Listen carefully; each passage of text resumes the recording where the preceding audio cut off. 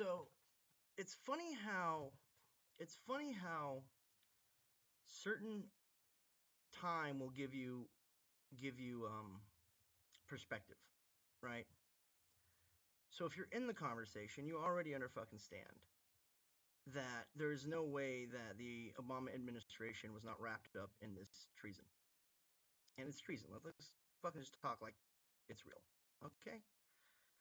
Uh, which puts a whole new context on something, which is there is no fucking way that Christopher Dorner is not an American hero. 100% fucking that man's an American hero, given the context of the situation we have now, right? Because I know how these guys operate, right? Because I look Muslim. I'm a mix. I'm Scottish, Irish, Native American. My grandma was half Sioux. Like I'm an ethnic American. I'm a mutt. But when you're in circles with these dudes, because they come from a place of ethnic prejudice and racism, they all just assume that you're them. And they will begin to talk openly. You know what I mean? And so Christopher Dorner was on a Californian American base that was most certainly fucking 90% compromised at this time. At the time when the Dorner incident happened. And he was probably in a room with a bunch of black dudes. And he hadn't said anything yet. And they started saying some crazy terrorist shit about how they've already compromised this base and they're going to get the wet and blah, blah, blah. And it flipped him out, bro. I would flip me out, finding you're in a nest surrounded by enemies. You know what I mean? Someone whose dad went through a war, so like you could join a consciousness. You know what I mean? And it's just like he probably flipped out, man. I would. He probably took them out and fucking zipped out. And he's like, America has to know. And that's why Obama drone struck him, right? Because if Christopher Dorner had just gone on the phone with one white redneck who was also in the military before they drone struck him, the whole secret would have been out then, right? The military would have moved in, is the reality. And so it's just like, yeah, dude's a fucking hero, dude. And look, he was a black guy.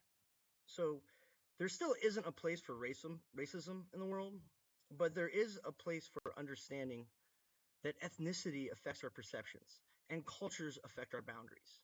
And there's no crime in saying what's true. Okay?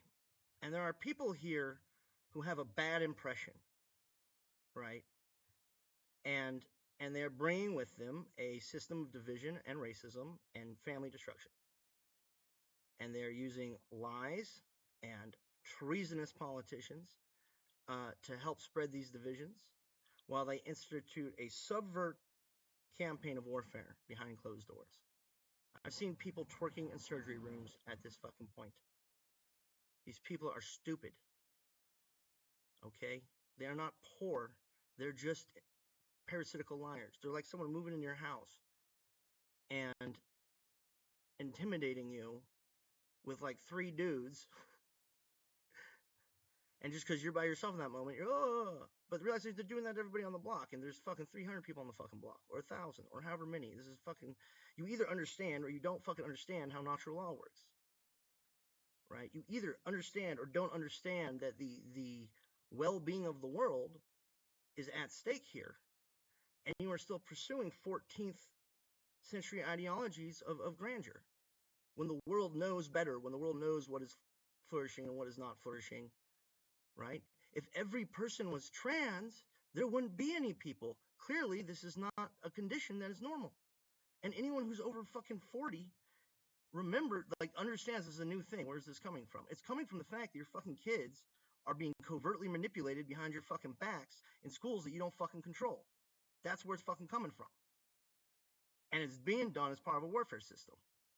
And if you go back through my videos, I have tons of evidence of the grooming, of every single step, right? Just on my YouTube videos and the videos I review.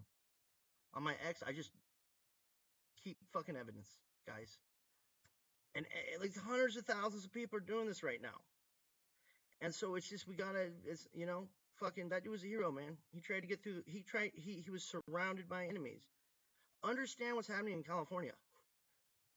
Like, people not talking like this are either fucking stupid because they've been hypnotized by social media, or they're in on fucking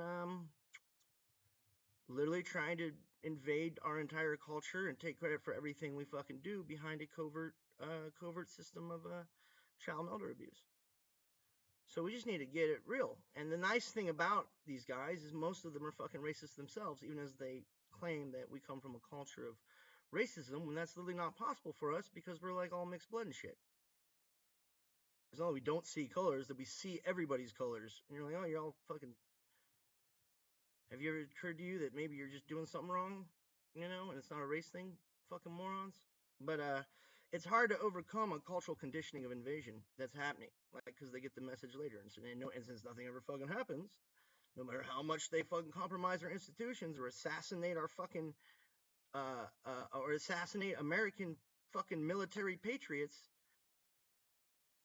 behind a facade of terrorism, it's a fucking huge issue, right? And there's people in the military who'd love to move out here and just be like, oh, let's just go stomp on the bad guys. But how do they tell who's a good guy and who's a bad guy, right? So it's really more about just getting the information out there so they even know what like type of people they're looking for.